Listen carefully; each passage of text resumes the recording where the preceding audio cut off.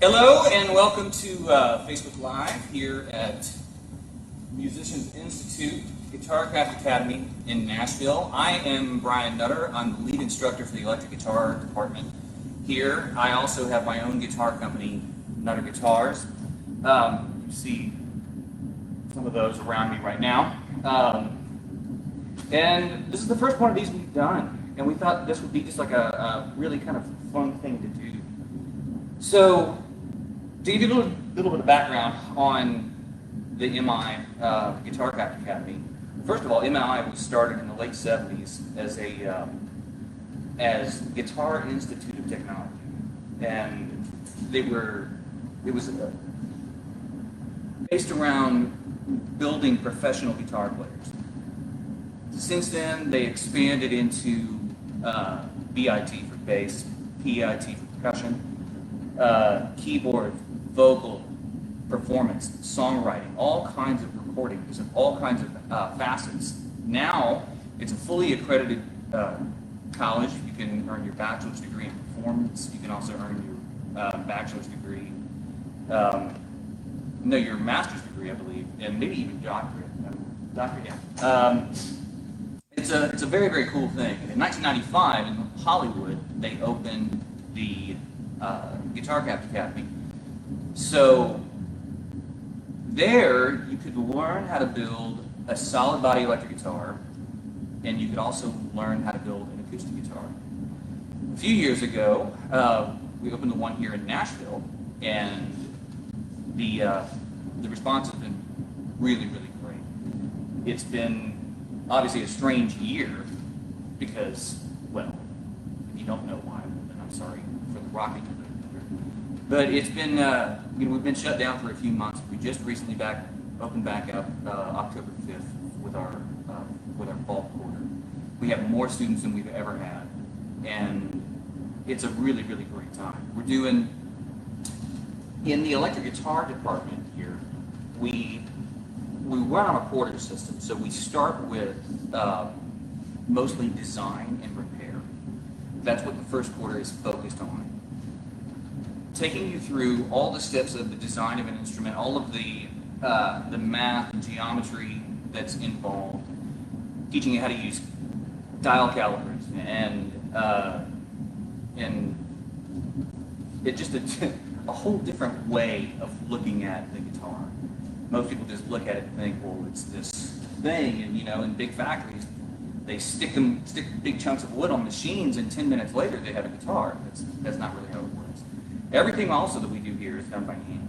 So we start everything with rough lumber, and you will craft the body, the neck. You'll actually do two necks. You'll do a practice neck, and you'll do the neck for your final instrument. All of those are built by you. There are no kit parts here. You'll install the truss rods. You'll radius the fretboard. You'll slot the fretboard. Get all the frets in there. Do all of the finish work yourself, as well as wind your own pickups. So it's pretty extensive.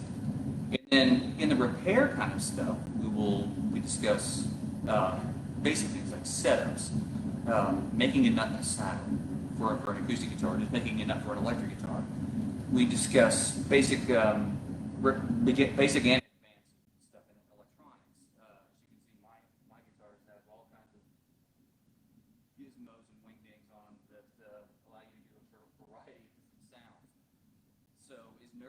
want to get with electronics, I'm in.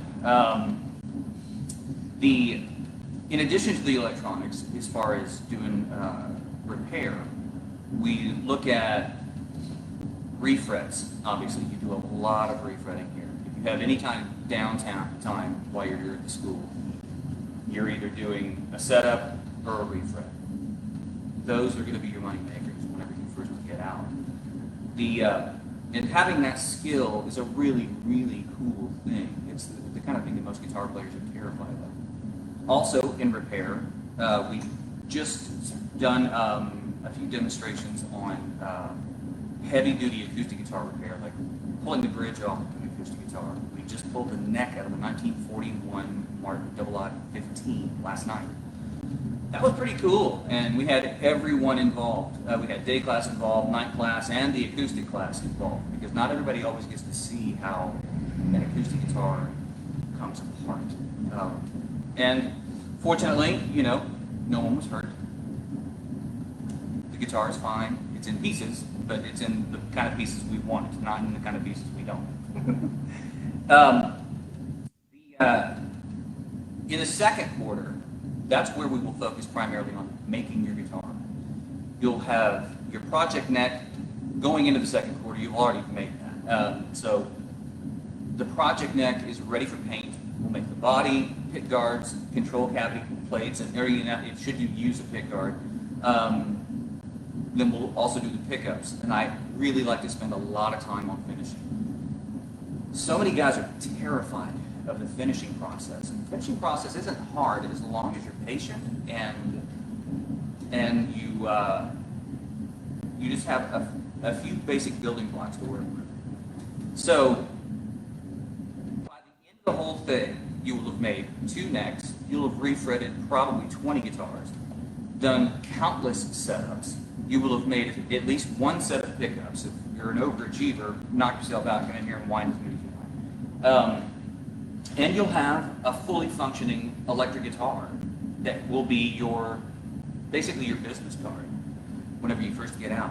Now, there's also a third quarter that takes us into the acoustic guitar building.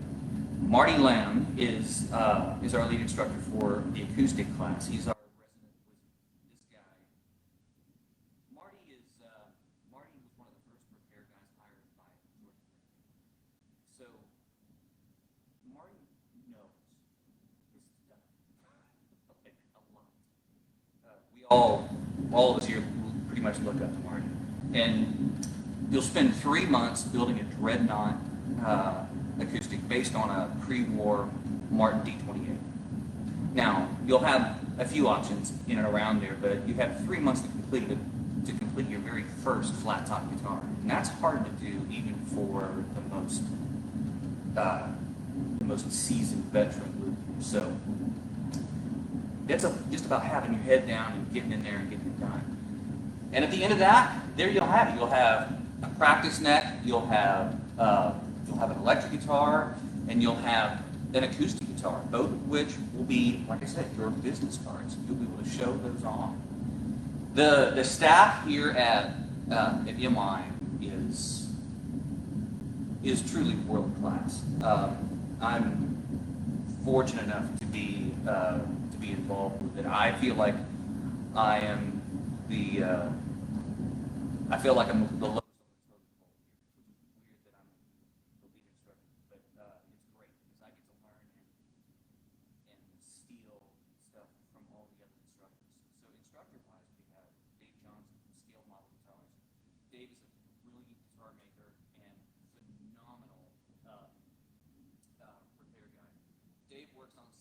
That you would never ever imagine. I saw him do he was working on a 52 Les Paul just recently that had at some point in its life had the fretboard replaced, so it had dot inlays, and the 52 Les Paul has trapezoid inlays like a typical Les Paul. So Dave pulled the dots and installed trapezoid inlays in this 52 Les Paul. That's something that, this is a mint 52 Les Paul is anywhere between $25,000 to $30,000. So, going at a guitar with a router to knock in a few pieces of pearl, that's hairy, and Dave's great at it. We also have a brand new instructor, Darren, who works for Gallagher Guitars. He's actually the general manager and head luthier over there. Gallagher acoustic guitars have been around since the 1960s. Probably made most famous by Don Watson. It's a beautiful heirloom acoustic guitar, and Darren, man, he's just knocking it out of the park. He did a demo just recently about top vibration measured by frequency, and it was pretty heady stuff. And he threw up an equation on the dry erase board that sort of spun everyone's head. It was basically Young's equation for elasticity. I'm not going to go into it because I only barely understand it myself, but it was really cool to see. So we're going to try that same principle on a solid body electric guitar so that we can measure the elasticity and figure out the vibrational characteristics of a solid body playing. So this kind of stuff you don't usually get to see whenever you come to guitar making school. And then finally we have Kelly Butler in the electric guitar department. Kelly is a former Gibson custom shop guy, and he also headed up the entire production facility and custom shop for First Act guitars. Kelly is really, really great. Obviously as a guitar maker, but he is a tremendous painter as well. So you learn a lot of finishing techniques from Kelly, and you'll learn the different types of finishes that are applied to a guitar. We'll talk about stuff such as like shellac. We'll discuss what French polishing is, but we won't do any of that. If you come here, I'll tell you why. Good Lord, look at all of this. There are people actually watching. Huh. And here I thought I was just talking to myself. This is usually what I do in my own shop. I just sit and stare at my laptop. I just spew on for hours on end.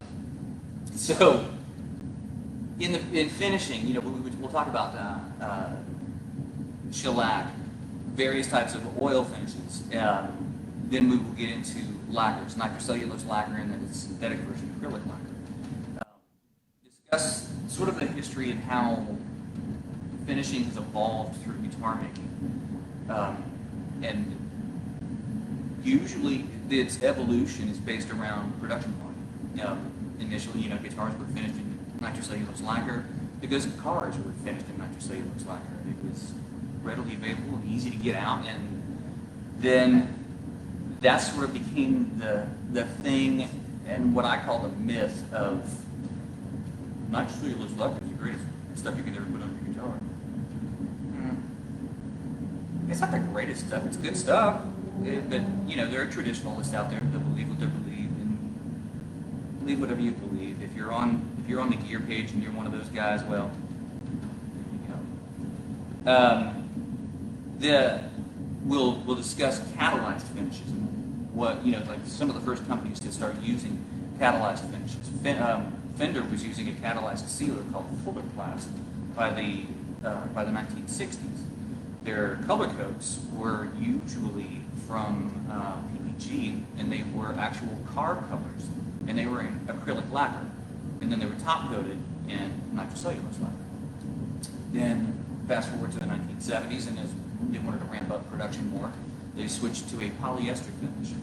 Here's where things get sideways with finishing, because polyester finishes get a bad rap because they get put on, they got blown on. Very, very heavy, very thick. And it did dampen the vibration of the guitar. And everybody thought that all polyester finishes or all polyurethane finishes had to be like that. They were like that because they were trying to get guitars out quickly. I didn't do it, I swear. I've been here the whole time. You see me. So, they just didn't want employees to be sanding through the finish and into the bare wood. So as time evolved, you start to see not only these catalyzed finishes, but now where you start to see companies use UV cure. So you can shoot a guitar, you can stick it in a thing that looks like a rotisserie sunbed, like a tanning bed, for 90 seconds and pull it out and level sand it and buff it and put it in a box and send it off to whoever it's going to want. So finishing is a very long and in-depth subject, and that's why we like to spend so much time on it in the second quarter. Now, so that's MI and pretty much the very Cliff Notes, my style, abbreviated history of how the whole thing is. As far as myself, I started playing guitar the first time probably when I was about 7, and it hurt, so I stopped. My dad was in a band. He was in a country band. He played pedal steel guitar. So from the time I was born until I was about 12, there was a band that rehearsed in my living room. When I was 3 or 4, they taught me how to turn on the practice PA and sing it with microphones, and the drummer always left sticks for me, so let me bang on stuff. Imagine having a 4-year-old kid pounding away on a set of vintage 1969 mod orange Ludwigs, just bashing the crap out of them. But, those drums weren't that old then, because I'm old now. So,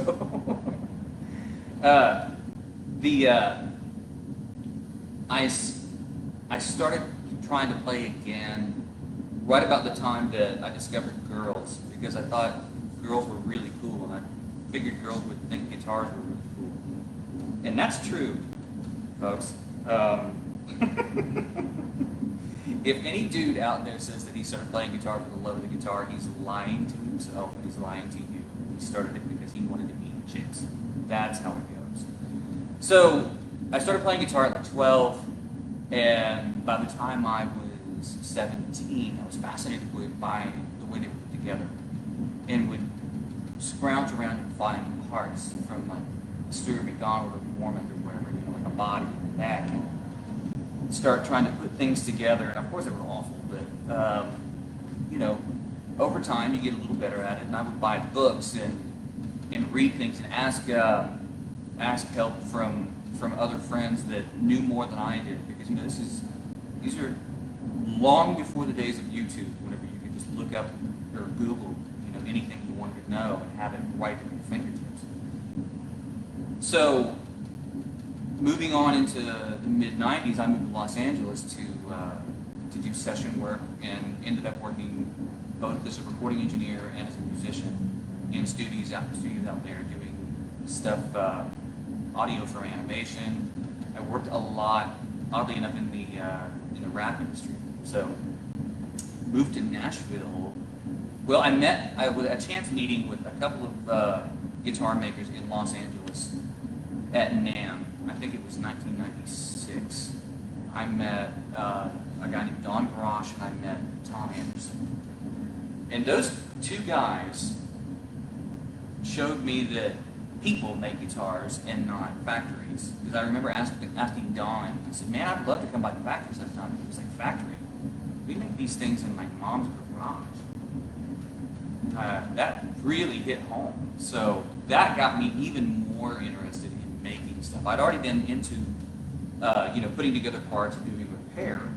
But man, the fact that I could probably make one for real. So over the next few years, I bought more books and asked more questions and messed up more wood and figured out how to actually make guitars. And so I moved here in the early 2000s into Nashville to make guitars. That was my full-on focus. Got to town and realized that nobody knew who I was and nobody was going to buy guitars from an unknown guy. And I still needed to eat. So I started getting gigs. The first thing I did is I went out for about 6 months with a brand new solo artist named Keith Urban, and I was his guitar tech for about 6 months. And I also worked for Michael Britt from Lone Star. Michael is the first guy that bought Michael Britt, not only guitar player for Lone Star, but now is probably more well known for being the Kemper Profile guy. He's the first guy to ever buy one of my guitars. He still hasn't. And Then after the guitar tech thing, I ended up getting playing gigs, and then the playing career sort of got in the way. I didn't have as much time to build because I was always on the road or doing demo sessions or whatever. So by 15, I was done touring and decided to reopen the guitar company. And that's whenever these wild-looking things came into being. I wanted to make a guitar that looked like it should have always been there but hadn't. I didn't want to make any kind of copy of something else. I wanted to make something that was distinctly me. And I am a huge fan of old school sci-fi and California hot rod culture and all of that. So that's how you end up with something that looks like if George Jetson had a rock and roll band, this is what he would be like. So this is the Astro Captain. This is the first truly like original design. And it's a bolt-on guitar with 3 humbucker pickups that I make myself. I call them rocket boosters. Rocket Booster 5, actually. The 5 refers to the Alamigo 5 magnet that's inside. It has piles of switches on it, and it does a bunch of different noises. If we listen to it, hopefully my amp isn't going to crush everyone.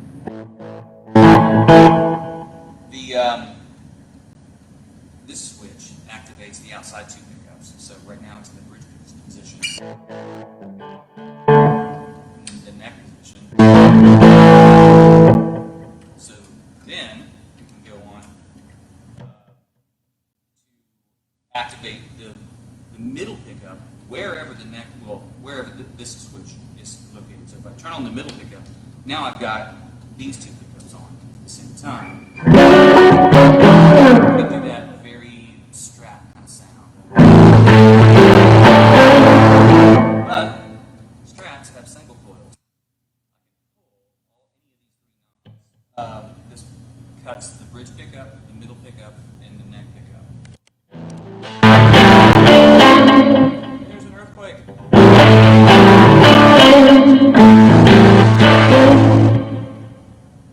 These are individual phase switches, so we can end up with some very odd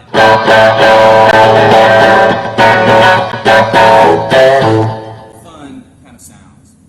Sounds that you can't make with a traditional guitar. So that was the whole thought behind it. And then finally there's the new Admiral. The Admiral is a set neck guitar, and it's got tons of binding and hand-cut pearl inlay. The body is chambered, so it's very light. And it has my new Rocket Booster Minis, which are mini humbucker. It's constructed in a much different way than a mini humbucker would be. So it gives a much different kind of sound. Depending upon your pick, you can go from a single coil to a beefier humbucker. And it's a very nifty thing. I'm very proud of this particular guy. So there are piles of comments on here, which is pretty groovy. I've been talking for 25 minutes. Jesus, no wonder my students look glazed over. So I am blind. If I can see any kind of where did you get the inspiration? Yeah, well, it's just that. It's that, like I said, that. And I was a big fan of, or still am, a big fan of the Gibson Explorer, as well as those 2 guitars, like the Flying V. And obviously, I'm a big Fender fan. So if you take say the Jaguar and the Jazzmaster and the Explorer and the Flying V and you throw it into a blender, you kind of come up with this. I think about, when I look at the Explorer and the Flying V, I think about those 2 guitars and how forward they were, because that was the beginning of the space age. And to see a guitar that was shaped that crazy, those two guitars were issued in 1958. So that was very, very forward thinking. If you can find an original Explorer now from 1958, it's worth about $100,000. A lot of them ended up screwed to signs of music stores outside. I mean, that was a pretty common thing to see that. Imagine a 1958 Carina gets an Explorer, just drywall screwed to a wooden sign outside of a music store.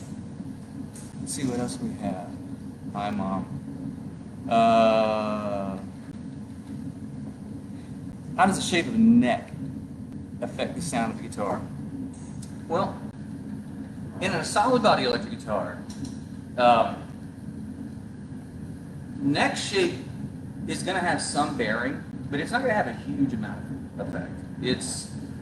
The neck shape itself is much more about comfort than it is anything. But having wood mass, if you have a thicker neck, you have something more solid to vibrate.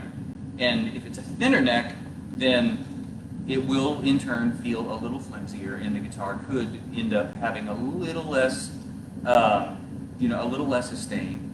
But primarily in the solid body, your electronics are what are doing the majority of the grunt work.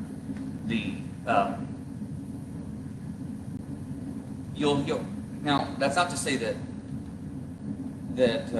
different types of woods have different characteristics, because they do.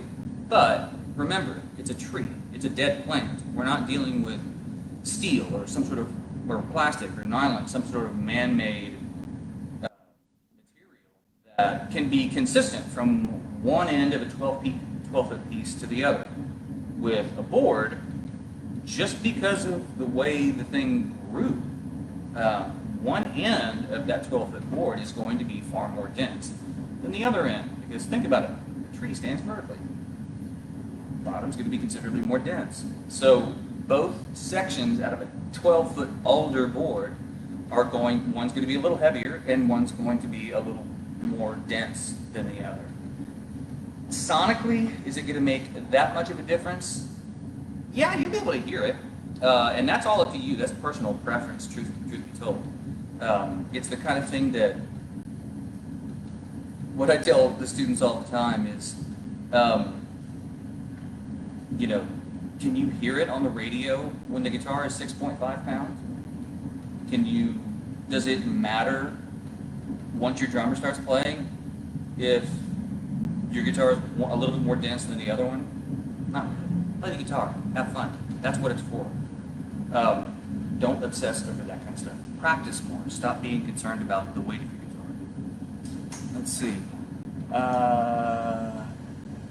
You need a blonde one. I'm sorry you keep losing sound, Donna. That's a drag. Let's see what else we have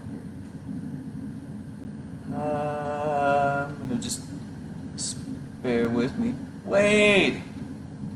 Man, it's good to see you, dude. My buddy Wade works for Dingwall Bass Guitars.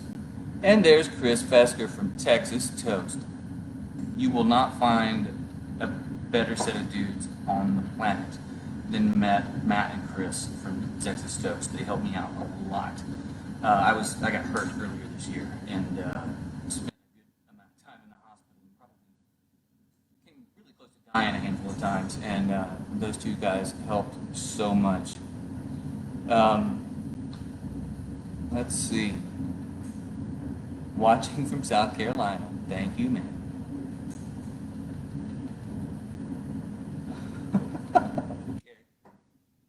Now, I actually often get asked about like my first guitar. My first guitar, the first one that was mine, like truly mine. I started playing a bunch of borrowed guitars. The first one was really mine. It was a BC Rich Ray. My dad bought it for me at Jerry's Music in Marietta, Ohio, by Gorilla GG80 guitar amp. A friend of ours, Dave Davis, gave me a Morley Distortion 1 pedal, and I still have all of that. I'm a hoarder, so yeah, I still have all of it.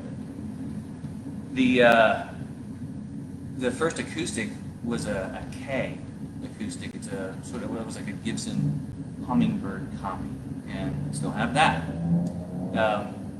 The first electric guitar that I really finished, I started a bunch, but the first one that I ever finished, the students asked me the other day, they were like, so do you still have your first electric that you ever made? I was like, well, yeah, it's right over here. I actually keep it in the classroom to show students, to show them, hey, you have to start somewhere because it's awful. I mean, I'm not gonna sugarcoat it at all. It's terrible, but it works. It's a fully functioning guitar, and from like 4 feet, it looks awesome. But from like right here, it's pretty brutal. Let's see, man. I think I am out of words. I'm not seeing any more comments. This has been a good time, and we really weren't sure how this was going to go, and I'm tickled to death that you guys were able to make it and be here and be a part of all of this. Let's see if I can do this. I'll show you around the shop before we split. Obviously, there's my guitars. There's a small little CNC machine in the back. 2 drill presses. There's a big time saver. On the other side of that, you can see there's 2 mills, 2 great big band saws. There's the radial arm saw, one of the buffers, the sanding table, the joiner directly behind me, the planer, and another buffer, and then 2 belt sanders and spindle sanders, and then 2 gigantic overarm pin routers. And right here, you see, this is a side bending tool. It's made out of unobtainium. It's called an overholzer. But if you look close, another one right back there. That one's mine, so it's not that unobtainium. So that's the whole shop here at MI in Nashville. So, thank you guys for being a part of this and for hanging out. And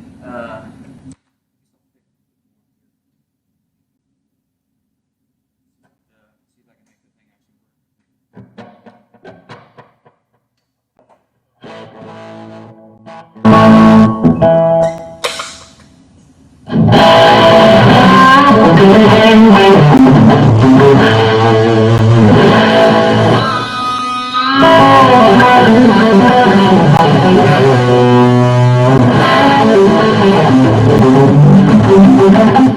work.